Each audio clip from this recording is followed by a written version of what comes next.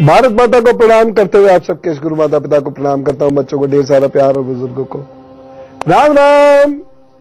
जो लोग समस्याओं से घबराते नहीं हैं बल्कि उससे लड़ जाते हैं, निपटने की तैयारी करते हैं, उपाय करते हैं और ईश्वर प्राणिधान में विश्वास रखते हैं, वह लोग बड़े से बड़े दुर्भाग्य के अंधेरे से निकलकर बाहर सौभाग्य की रोशनी में अवश्य आते हैं। बस आपको दुर्भाग्य की समझ होनी चाहिए, सौभाग्य की तरफ जाने की ललक होनी चाहिए।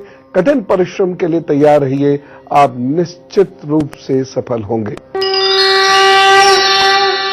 तो चलिए कुछ आज ज्ञान प्राप्त करते हैं उन योगों से निपटने का जो योग सामान्यतः हमें जिंदगी में तरक्की करने नहीं देते। हाथ पर कुछ योग मैं आपको बता रहा हूं, ये योग है और आपने अगर अपने जीवन में परिवर्तन नहीं किए तो आप तरक्की प्राप्त नहीं कर सकते, चाहे आप कुछ कर लें।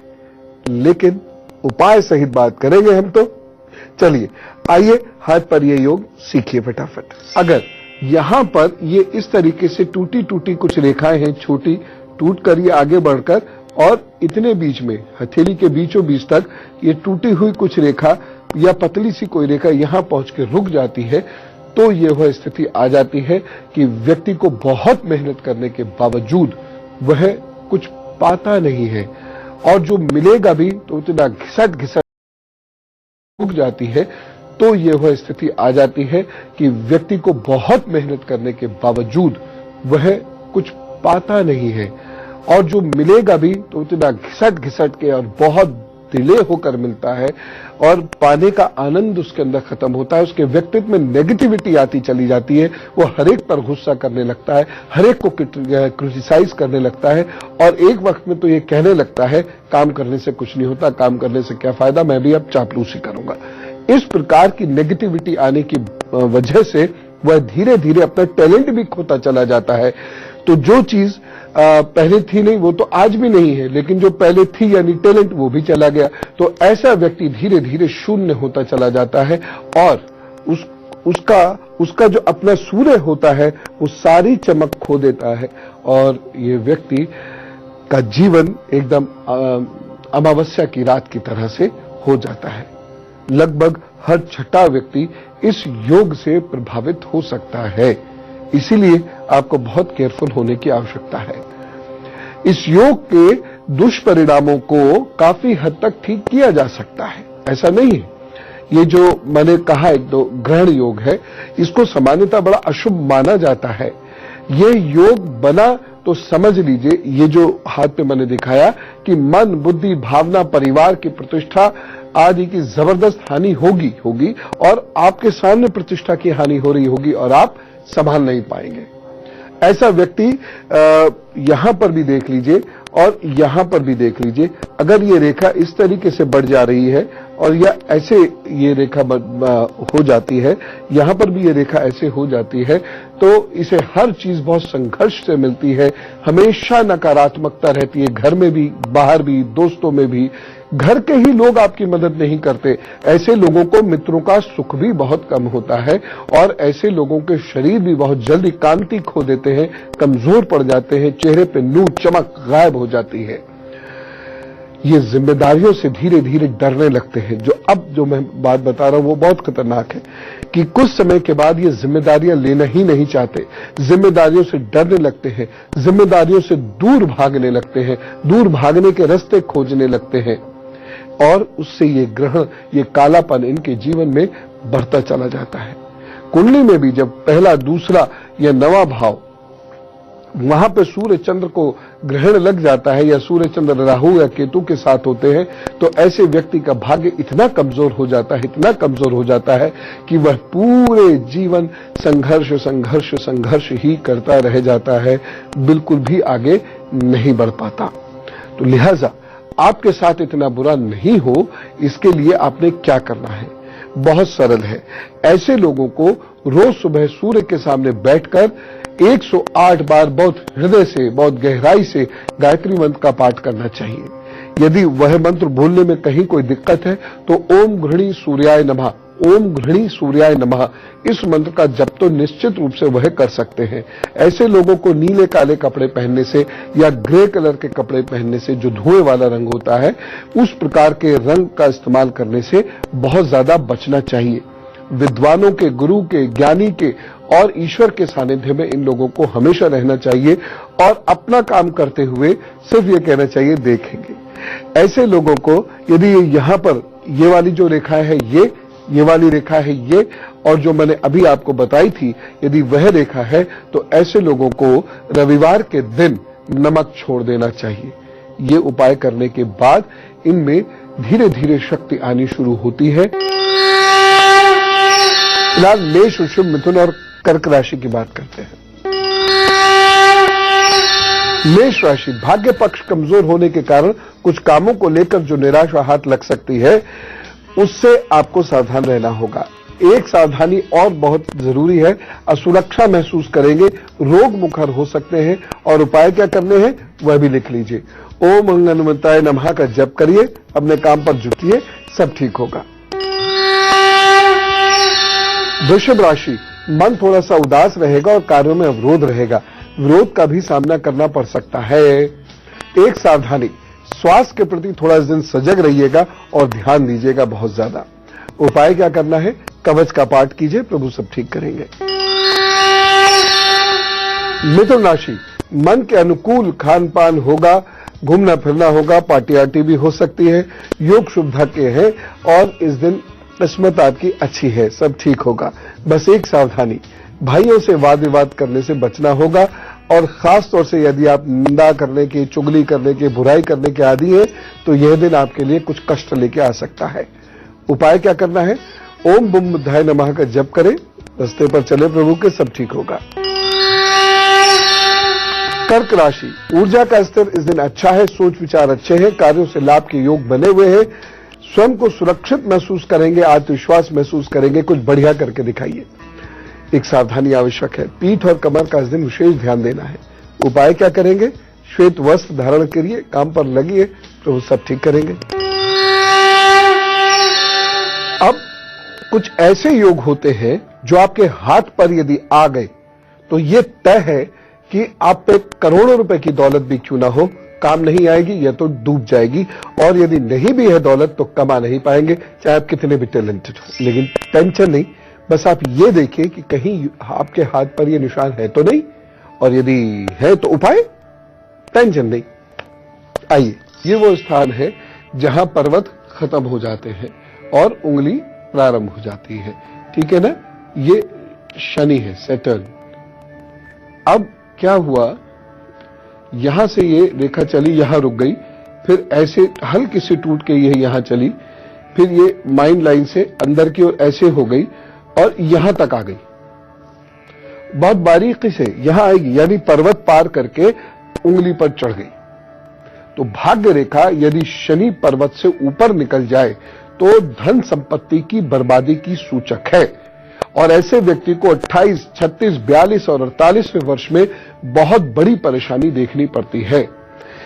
एक चीज जरा और भी देख लीजिए, ये लहरदार रेखा हो रही है ना, इस तरीके से अगर भाग्य रेखा में लहरें आ रही हैं तो धन कभी रुक ही नहीं सकता, और व्यक्ति में अहंकार, जल्दबाजी, ओवर कॉन्फिडेंस इतना ज्यादा होगा, अरे हम जहां खर्च करेंगे वहां तो चीजों को चलना ही पड़ेगा, हमने फला जगह शेयर मार्केट में पैसा लगा दिया, अब उस शेयर को उठना ही पड़ेगा, मुझे मालूम है जो मैं सोचता हूं वैसे ही होता है। इस प्रकार जब भाग्य बहुत जल्दी होता है ना, जब भाग्य बहुत बली होता है, तब इस प्रकार के वाक्य बोलने वाले लोग तो लाभ में रहते हैं, लेकिन इस प्रकार के वाक्य बोलने से कोई लाभ में नहीं होता। भाग्य यदि नुकसान दे रहा है तो आप बोलते रहिए ऐसे वाक्य सारे दिन, कुछ नहीं होने वाला। लिहाजा बहुत सोच समझकर चले। अगर इस प्रकार से लहरदार रेखा या टूटती हुई रेखा और उंगली पर चढ़ी रेखा, अब आप कितने भी बड़े बड़े वाक्य बोल लीजिए, आपका कितना भी लंबा एक्सपीरियंस क्यों ना हो, कितनी भी गहरी स्टडी क्यों ना हो, आप मात खाएंगे, बच नहीं सकते। इसलिए जैसे ही ऐसे निशान या लक्षण आना शुरू हो हाथ पर, आप कुछ केयर करनी शुरू कर दें। सबसे पहली केयर तो यही है कि ऐसे लोगों को घमंड कभी नहीं करना है, दूसरे लोगों से सलाह लेनी है। चाहे आप कितने भी बड़े आदमी क्यों ना हो, अनुभवी आदमी क्यों ना हो, लेकिन फिर भी ये रेखाएं डेवलप होने के बाद बिना सलाह कोई कार्य मत कीजिएगा, नहीं तो डूबेंगे। एक दो बार डूब के देख लीजिए थोड़ा सा, है ना, आपको खुद पता चल जाएगा कि मैं गलत नहीं कह रहा था। ये योग है तो 100% वही होगा जो मैंने बताया। 0.000001% भी परिवर्तन नहीं, 99.99% नहीं होता है। तो लिहाजा या तो आप एक दो बार टेस्ट कर लीजिए मुझे और उसके बाद फिर संभल जाइएगा, लेकिन संभल जरूर जाइएगा। और या फिर जो मैं कह रहा हूं अभिमान लीजिए। तो अभिमान नहीं करिएगा, जल्दबाजी मत कीजिएगा, सलाह से निर्णय ले लीजिएगा। और ऐसे लोगों को घर में एक गमला रख लेना चाहिए, मिट्टी से भर लेना चाहिए और हर शनिवार एक अखरोट में या बादाम में गरी को निकाल दीजिए और अंदर जो खोल है उसमें सुरमा भरिए, काले धागे से बांधकर उसमें दबा दीजिए। जब ये बहुत ज्यादा हो जाए तो इनको दूसरे तो एक गमला और रख, लेकिन घर में ही रखना है। ये एक कार्य तो ये कर लीजिएगा। दूसरी चीज ये है, ऐसे लोगों को बृहस्पतिवार को शहद का दान जरूर करना चाहिए और ऐसे लोगों को अपने इष्ट का ध्यान सुबह शाम अवश्य करना चाहिए। तो ऐसा तो कोई हाथ हो ही नहीं सकता जिसमें कोई ना कोई दुर्योग ना हो, लेकिन फिर भी लोग जिंदगी में उठते हैं, तरक्की करते हैं, बहुत नाम पैसा कमाते हैं। इसलिए आप परेशान नहीं होइएगा, बस जो मैं आपको तरीके बताता जा रहा हूं और बताऊंगा उसको समझकर करिएगा जरूर। लोग सुनते बड़े चाव से हैं, करते कुछ नहीं है। फिर औषधि चिल्लाने से कोई ठीक नहीं होता है, ध्यान रखें। फिलहाल सिंह, कन्या, तुला, वृश्चिक का हाल। सिंह राशि, आज कल्पना की दुनिया में खोए रहेंगे, मन स्थिर नहीं रहेगा, भावनाओं में राजसी प्रवृत्ति है। इस दिन थोड़ा ध्यान रखिएगा, अहंकार ना आ जाए। सावधानी, भावावेश में निर्णय नहीं लीजिएगा। उपाय, गायत्री मंत्र का जप करें, काम पर लगे, प्रभु सब ठीक करेंगे। कन्या राशि, माताजी के साथ वैचारिक असमानता हो सकती है और तनाव में आप आ सकते हैं, ध्यान रखिएगा। एक सावधानी बहुत जरूरी है, इस दिन परिवार में आप वाद विवाद मत कीजिएगा, क्रोध से बचिएगा। उपाय, गणेश जी के 12 नामों का पाठ करें, काम पर चलिए, प्रभु सब ठीक करेंगे। तुला राशि, प्रियजन से मुलाकात हो सकती है, कार्यों में वृद्धि होगी और बिना रुकावट के कार्य पूर्ण होंगे। यह दिन आपके लिए बेहतर है, कुछ अच्छा कीजिए। सावधानी, जीवन साथी से इस दिन वाद विवाद नहीं हो, ध्यान रखें। उपाय क्या करेंगे, सावधानी की खीर खाइए, खिलाइए, सब ठीक करेंगे। वृश्चिक राशि, परिवार के कार्यों में धन अधिक खर्च हो सकता है, कंठ संबंधी कष्ट के योग बन रहे हैं। सावधानी, कटाक्ष मत करिए, निंदा मत करिए, तंज मत कसिएगा, नहीं तो आपको काफी नुकसान उठाना पड़ सकता है। इस दिन धन का निवेश भी आपको नहीं करना है। उपाय, हरी मूंग की दाल का दान करें, प्रभु सब ठीक करेंगे। तो दुर्भाग्य से बचने के उपाय कीजिए और करने भी पड़ेंगे, तभी जाकर चीजें ठीक होंगी, अन्यथा नहीं। जो मैंने हाथ आपको दिखाया था अभी, या उस पर जो चिन्ह मैंने आपको बताए थे, ऐसे लोगों को जन्म स्थान कभी भी सूट नहीं करता है। ऐसे लोग जब तक अपने जन्म स्थान पर रहेंगे, संघर्ष करते रहेंगे। इन्हें अपने जन्म स्थान से दूर जाकर ही कार्य करना चाहिए। दूसरा महत्वपूर्ण उपाय, ऐसे लोगों को श्री यंत्र या षोडशी यंत्र की स्थापना जरूर करनी चाहिए।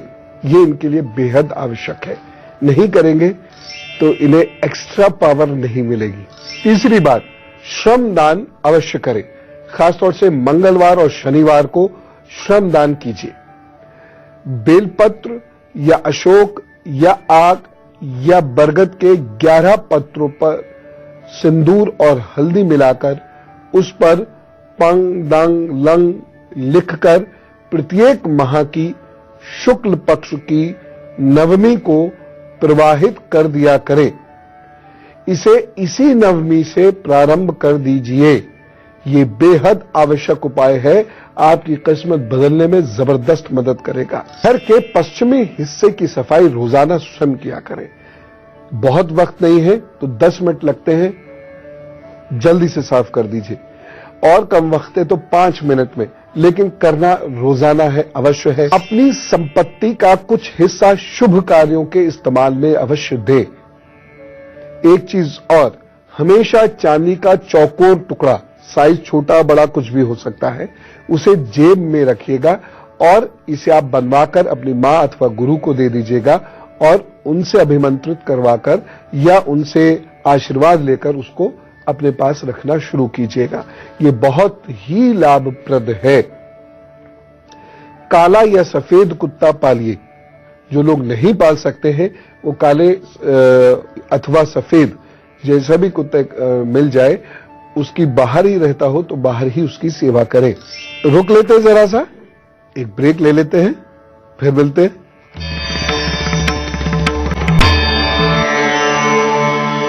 स्वागत है ब्रेक के बाद। जो उपाय मैंने अभी आपको बताए हैं ये बहुत कठिन नहीं है, बस थोड़ा सा बदलने की जरूरत है। दिन दो दिन में आपको आदत पड़ जाएगी, लेकिन आप सोचिए यह उपाय आपकी जिंदगी बदल देंगे। धनु, मकर, कुंभ और मीन का हाल। धनु राशि, इस दिन चेहरे पर बड़ी प्रसन्नता दिखाई देगी। रुके हुए कार्य आपके पूर्ण होंगे। लाभ में, प्रतिष्ठा में वृद्धि के योग हैं। बस एक सावधानी, जो सेवक हैं, जो अनुचर हैं, इनसे अच्छा व्यवहार कीजिएगा।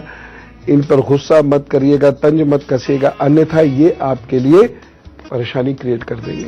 उपाय, हल्दी का तिलक करिए, प्रभु सब ठीक करेंगे। गुरु के कार्य विचारों को आगे बढ़ाइए, प्रभु सब ठीक कर देंगे।